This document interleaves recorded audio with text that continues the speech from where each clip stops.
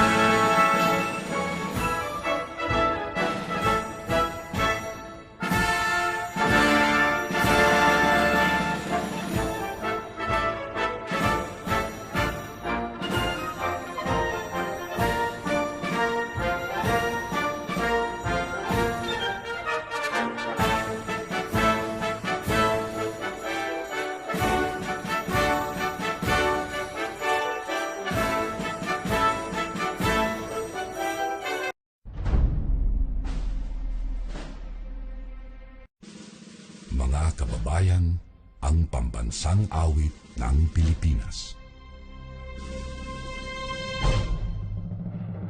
Kayang magiliw, ay masasilanganan, alam ng puso, sa titik mo'y buhay.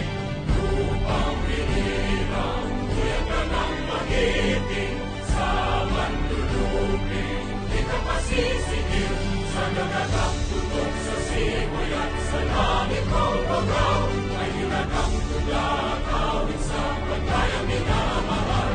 Ang isang kang matawag ko'y tagumpay na nagtitigil, ang bituin at araw niya kailan pa may di magtitigil. Lumanang araw ng warhabit pagsikta, buhay langit sa piling mo. Ang inigaya na pagkay pag-aakit, at mamatay ng dahil sa'yo.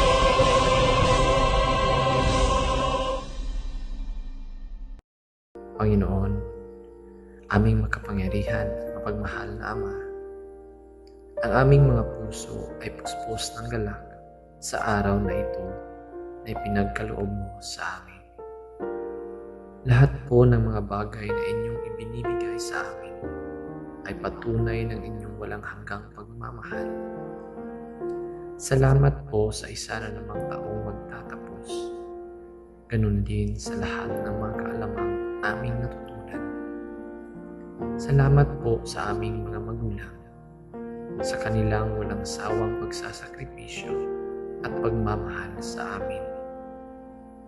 Salamat po sa aming mga guro, punong guro at iba pang pinuno ng paaralan, sa kanilang walang kapagurang pagtuturo sa amin ng iba't ibang kaalaman at kagandahang asal. Salamat po sa aming mga kamag-aral at kaibigan, sa kanilang pagbibigay buhay sa aming paglalakbay. Salamat po sa aming mahal na paaralan, sa kanyang pag-aaruga at pagbibigay ng pangalawang tahanan. Panginoon, marami po kaming pinagdaanan. Sa loob ng ilang taon, iba't ibang uri ng problema ang aming naranasan. Naniniwala po kami, Ama, na sa aming paglalakbay sa buhay, may mga pagsubok kaming kailangang lampasan. Bagamat minsan ay gusto naming magtago, alam naming hindi ito maaaring takasan. Sapagkat sa iyong karunungan, ang mga bagyo, pasakit at mga paghihirap na ito ang siyang magiging daan upang kami ay mas maging matatag at mabuting nilalang. Salamat po sa pag-antabay sa amin. Taos puso po kaming humihingi ng tawad sa lahat ng aming kasalanan. Ang mga ito po ay bunga ng aming karupukan. Tulungan ninyo po kaming hanapin ang kapayapaan at yakapin ang kabutihan. Sa araw pong ito ng aming pagtatapos, lubos po kaming nagpapasalamat sa inyo. Buksan ninyo po ang aming mga mata upang makita ang kagandahan sa aming paligid. Buksan niyo po ang aming mga tenga sa pakikinig sa lahat ng mga mensahe ibibigay sa pagtitipong ito. Naniniwala po kami na ito ay galing sa inyo. Buksan niyo rin po ang aming mga isipan upang piliin naming matutunan ang mga bagay na naaayon sa inyong kagustuhan. Higit sa lahat, buksan niyo po ang aming mga puso para mas lalo naming mahalin ang mga bagay na ipinagkakaloob niyo sa amin, katulad ng aming pag-aaral. Sa amin po mga gagawing desisyon sa hinaharap, patuloy niyo po kaming gabayan. Naway gawin mo kaming mga instrumento upang ang inyong pag-ibig ay patuloy na mananatili sa lahat ng panahon ng aming buhay. Lahat pong ito ay aming ipinapanalangin sa ngalan ng iyong anak na si Jesus. Amen.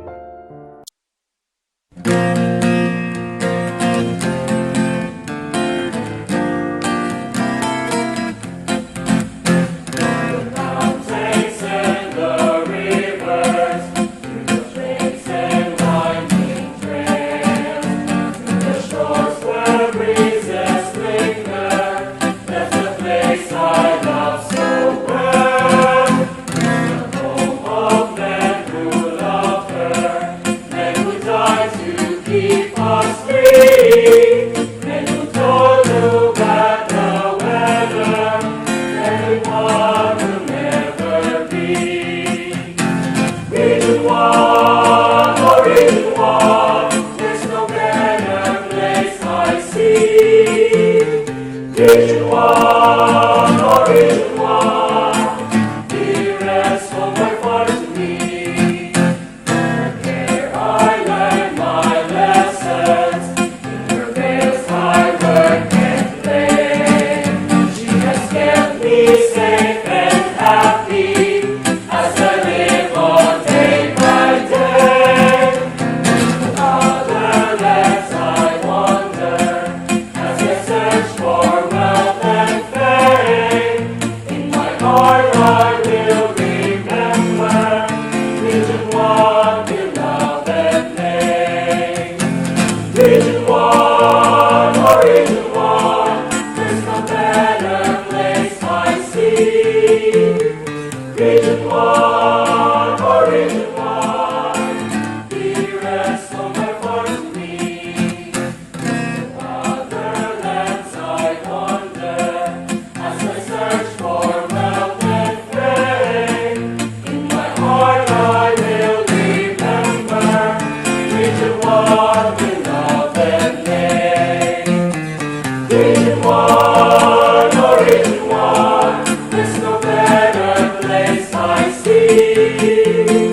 Region 1, oh Region 1, dearest home by far to me. Region 1, oh Region 1, there's no better place I see. Region 1, oh Region 1, dearest home by far to me.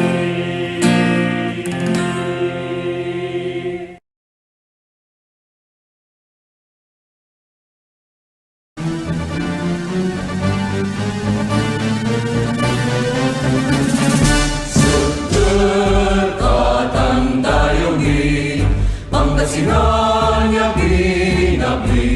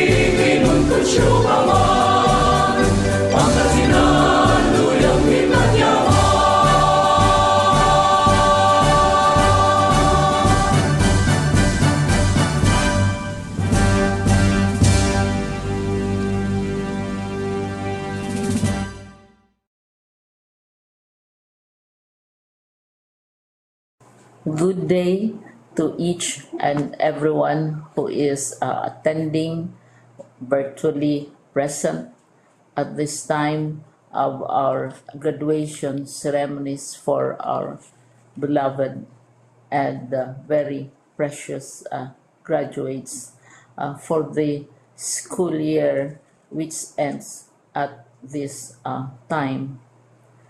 First of all, I'd like to greet the parents and family members without whose sacrifices, whose reminders, and whose participation in the learning process for our graduates have resulted in this culmination program. This year, your role has changed drastically, where we've always thought, we've always believed that the matter of educating our children rests nearly exclusively on our teachers and our staff. This time, you parents, you family members, you who are in the households of our learners have expanded your role and contributed to this wonderful day wherein finally our learners are graduating in this culmination exercise. So congratulations, because this year has not been very easy, has not been a picnic for our teachers, for our family members, as well, especially the parents, mothers, fathers, sisters, brothers, and all who have contributed to the achievement of our learners at this time. So, maraming salamat at congratulations, parents and family members. Mas malaki ang role ninyo at this time compared to earlier graduation exercises. Secondly, I would also like to greet our teachers, without whose very careful review and careful supervision of the work of our pupils and our learners, this event would not be taking place at all.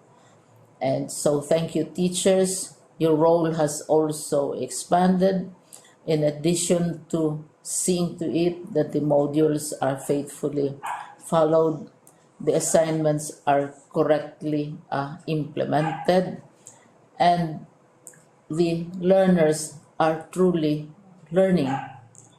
And you have had to deal with new ways of assessing the performance also of the learners.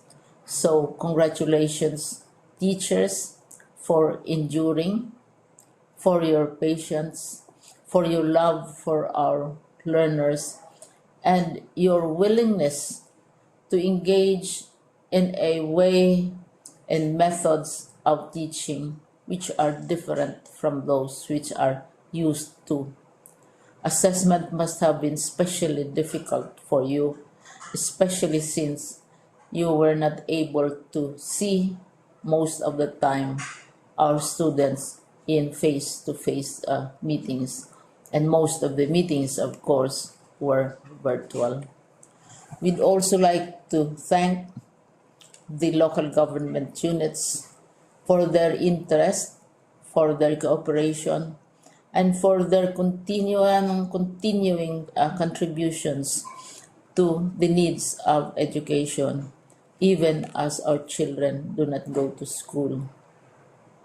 Your donations of material as well as financial resources at this time are most welcome, and your advice has been taken seriously not only by our teachers, by our school officials, but also by our officials in the Department of Education. We continually talk with local government units, especially in times of disaster, in times of great need for classrooms, for space, and for responses to unforeseen emergencies. Thank you, local government units. But of course, most of the congratulatory greetings fall on the deserving graduate. Each and every one of you is truly special.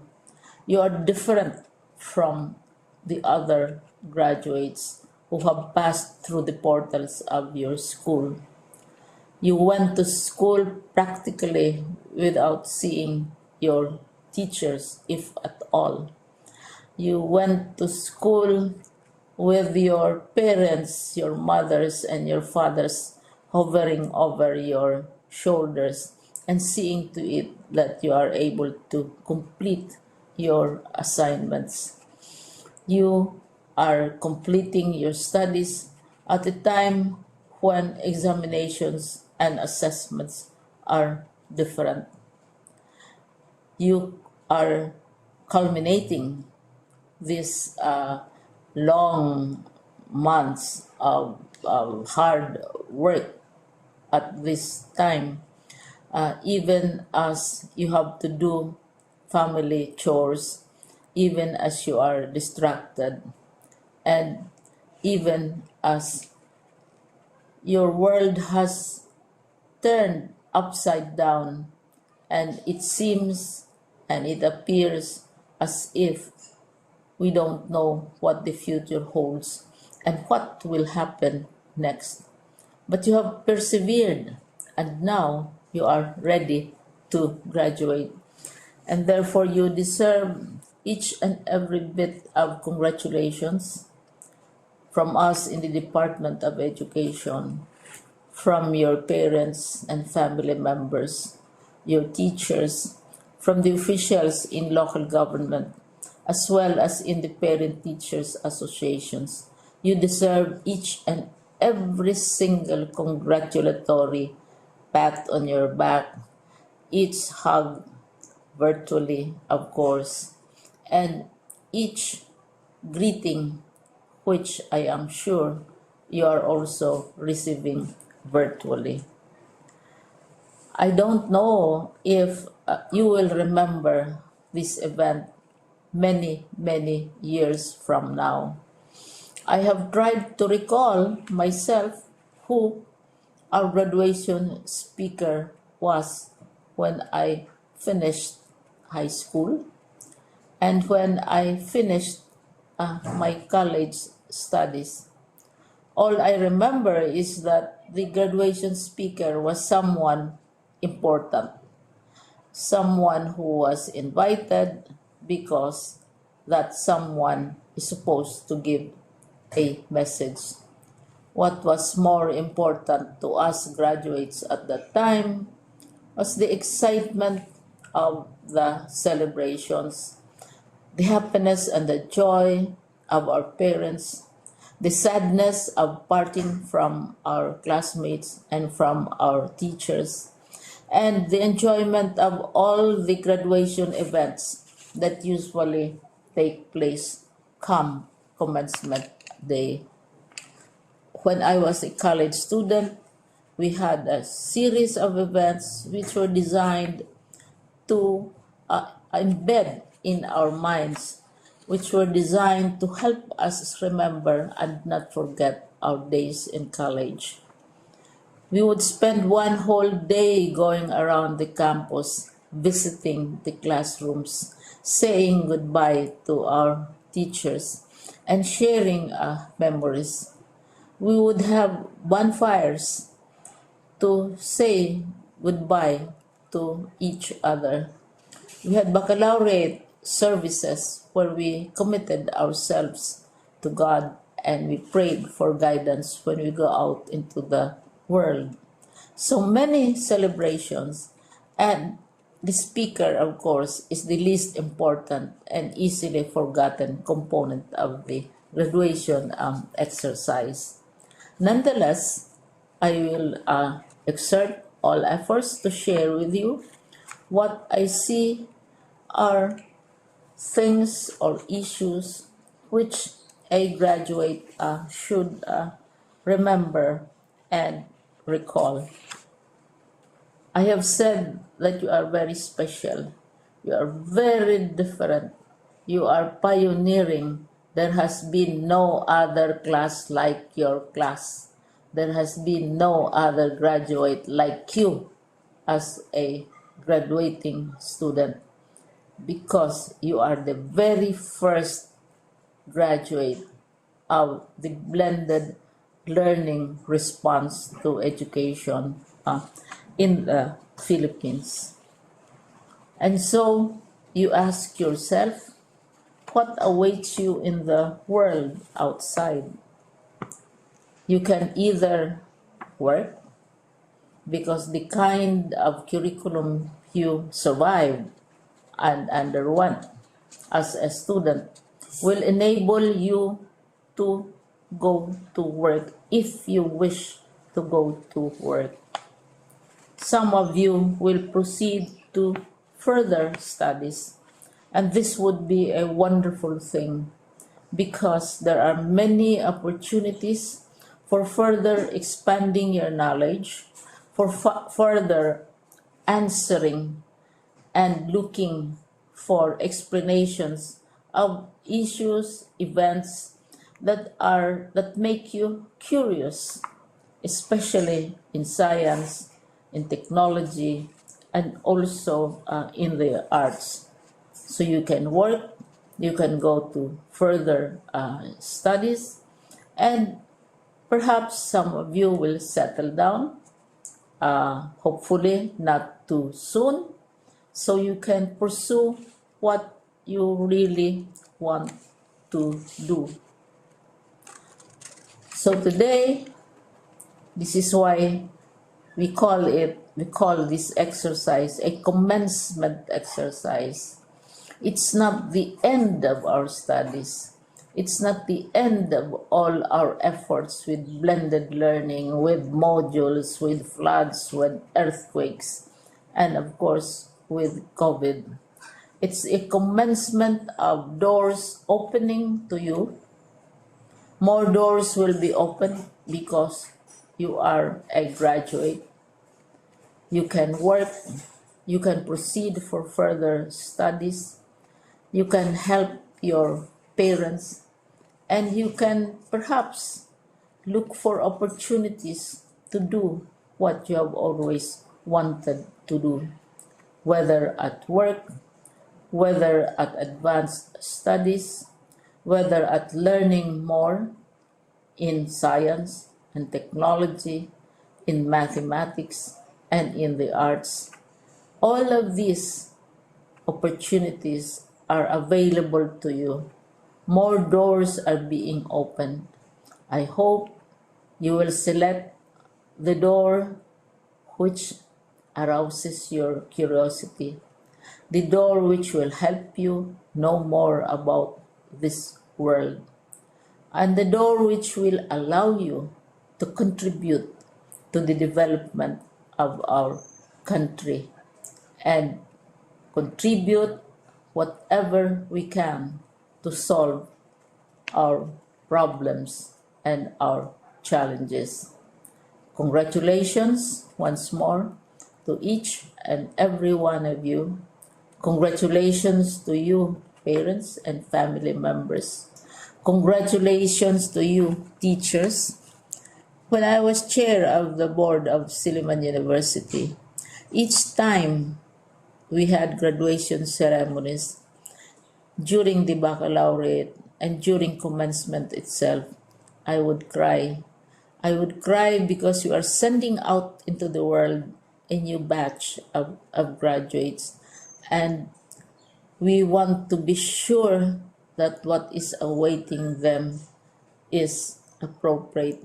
We want to be sure that they are ready for what awaits them when they select which door to open. And so we tell you, go out to the world, do whatever you want to do.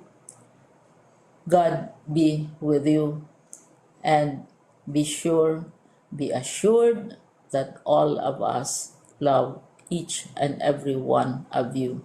Congratulations.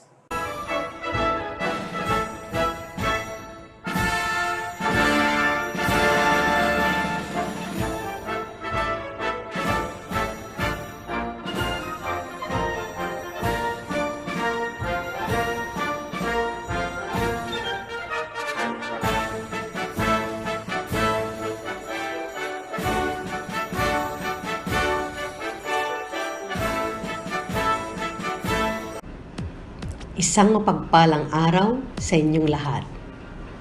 Lubos ang aking kagalakan na makapagbigay ng mensahe sa inyo, mahal naming mga magulang, guro, punong guro, at higit sa lahat sa inyo, ating mga completers at graduates mula sa kindergarten, grade 6, grade 10, grade 12, at sa ating learners from the alternative learning system na pumasa sa portfolio assessment. Ang tema ng ating end of school year rights ay kalidad ng edukasyon, lalong patatagin sa gitna ng pandemya.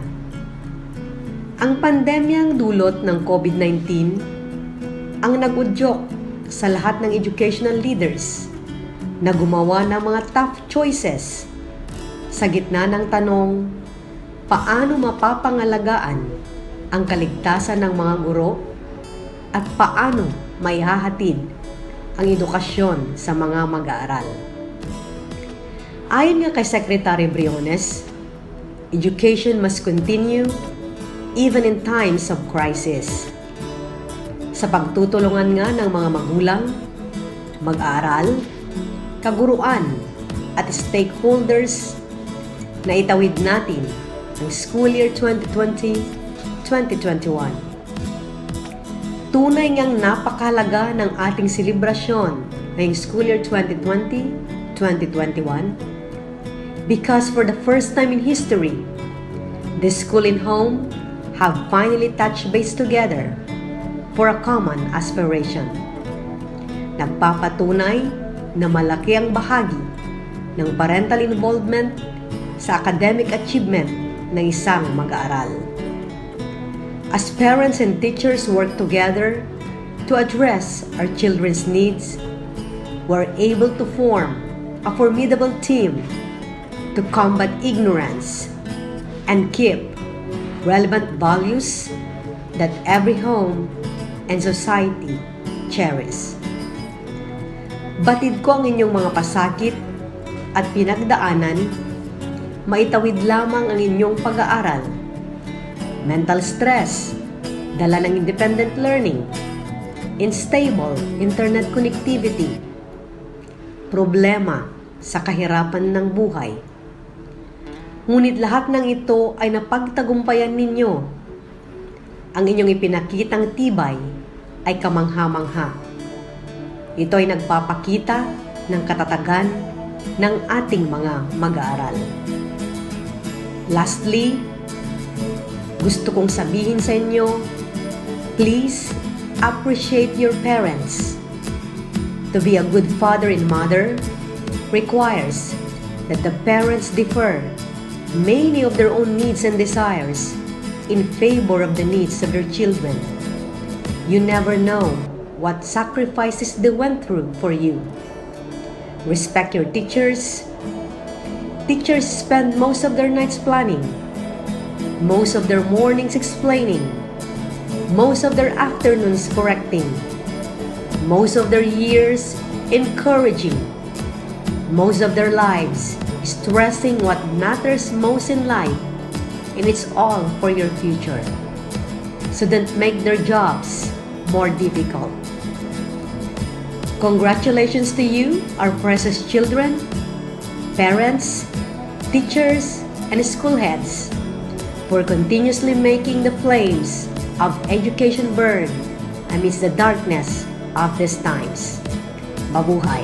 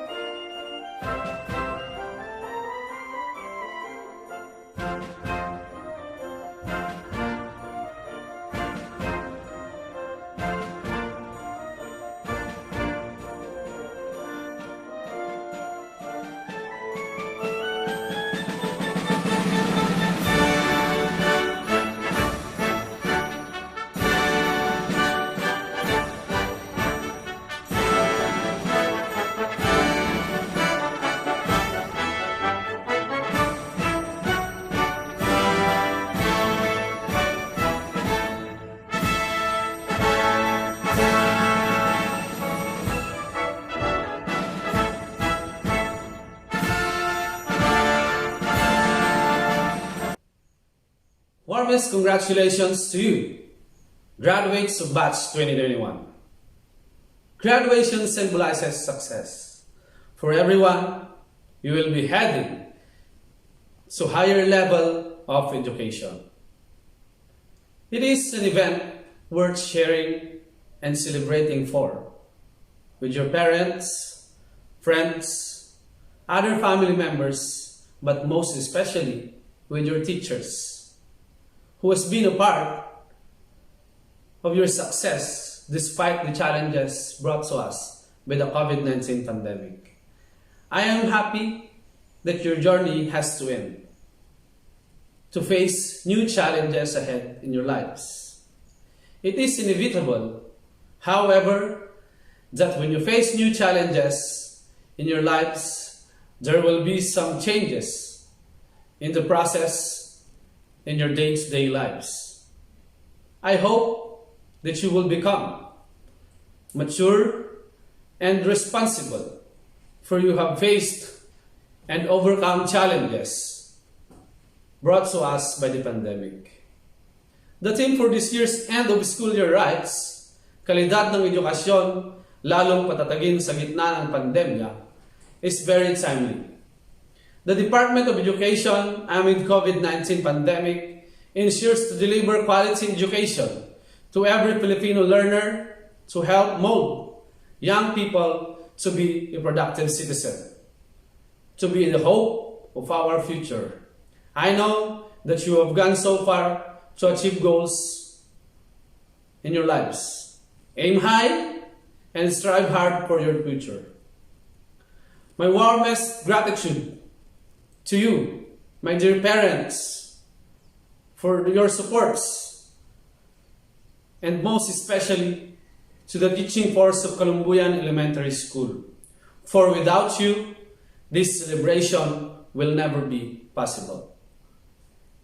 To the graduates of Batch 2021, mabuhay and congratulations!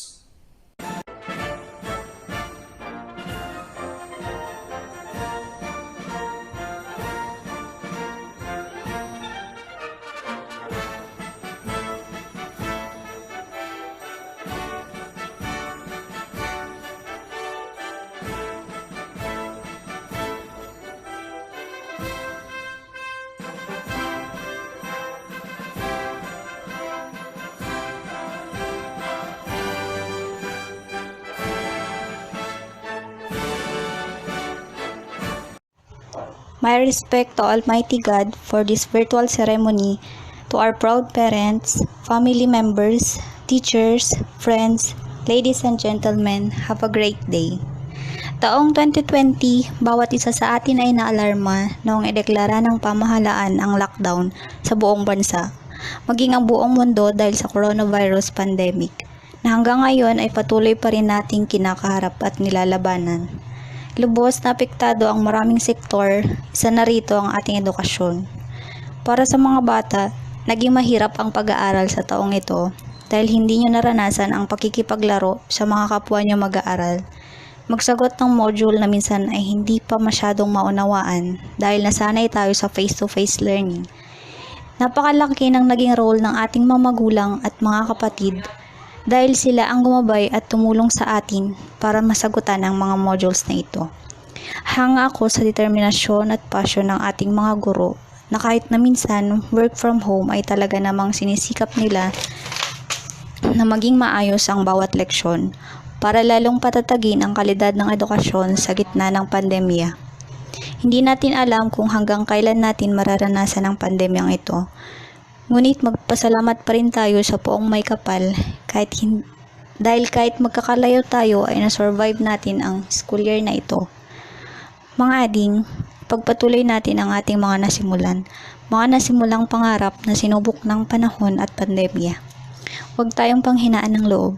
Tuloy lang ang buhay para sa hinaharap, para sa mga magulang at pamilya. Ipagpasalamat palagi sa Panginoon ang mga biyayang ating natatanggap. Maligayang pagbati sa inyong pagtatapos. Maraming salamat din sa aking mga naging guro sa paaralang ito. Palagi kayong bahagi ng aking buhay. Maraming salamat, my alma mater. Congratulations!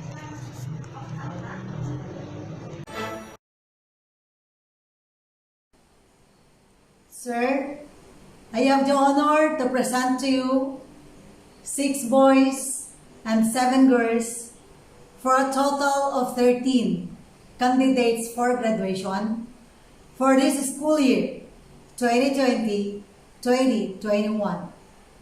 They have satisfactorily completed the requirements prescribed by the Bureau of Elementary Education under the K-12 curriculum of the Department of Education, and that they are entitled to receive the certificate of graduation.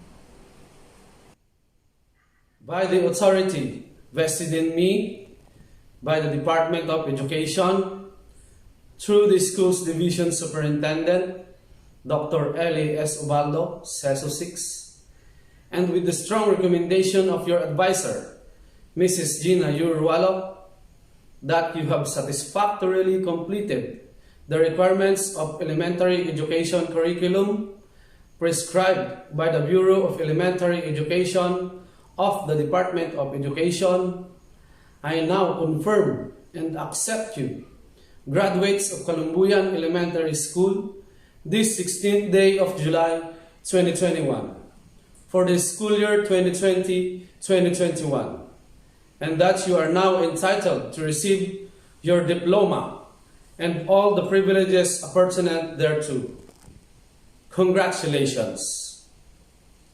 The graduates of Calomboyan Elementary School, school year 2020-2021. With high honors, Bongkakas Justin J. A.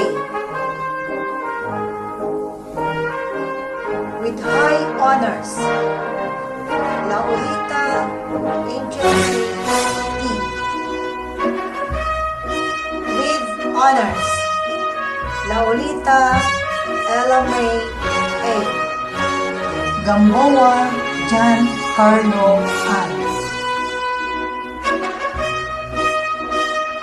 Narvaez Denmark A. Ochavez Arthur J. D.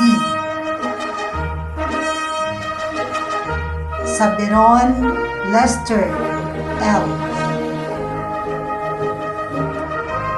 Tamayo Jonard C.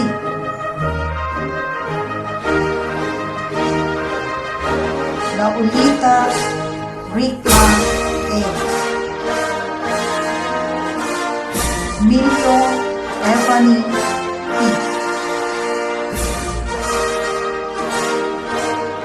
Lebron Sinalin D.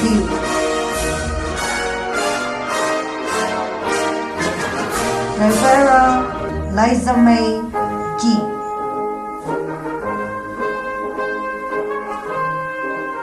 Tamayo Lian Pearl N.